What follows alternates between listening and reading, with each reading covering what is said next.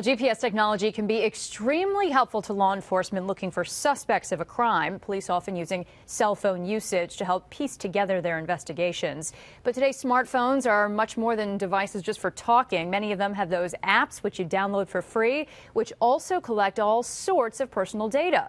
Fact finder Matt Markham tries to find out tonight if police can access that information as well.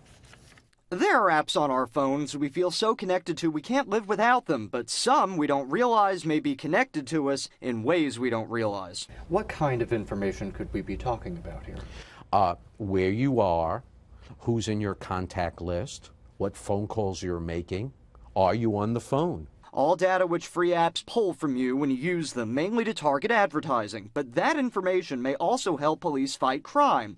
But if you're like most people, innocent, you don't want to be tracked. Police say there is a benefit to the public, from finding missing children who have phones to finding property.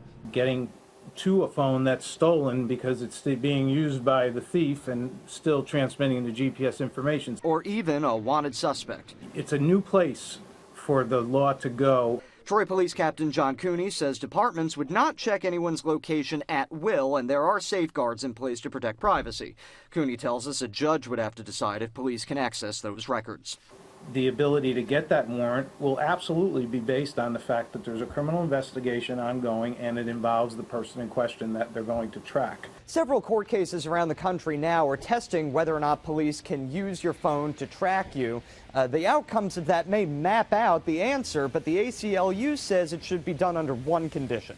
It's not a willy-nilly kind of fishing expedition on the part of police departments to try and track down suspects. Melanie Trimble with the New York Civil Liberties Union says consumers should be aware that many free applications access personal data. A Carnegie Mellon University study earlier this year reveals that Angry Birds knows your location. Shazam does too, even Brightest Flashlight. It's very important that consumers be vigilant about this, and if they want to participate with an app, that they should be fully informed of the capabilities for tracking their activities. Matt Markham, CBS 6 News.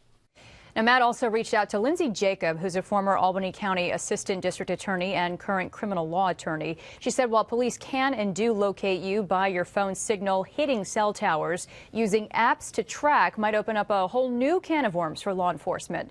She agrees with Captain Cooney, saying that there's a gray area for law enforcement, but believes a judge wouldn't quickly sign a warrant, especially since it's unclear how long the apps would keep your information and whether or not it yielded any info before you would even be a suspect for a crime.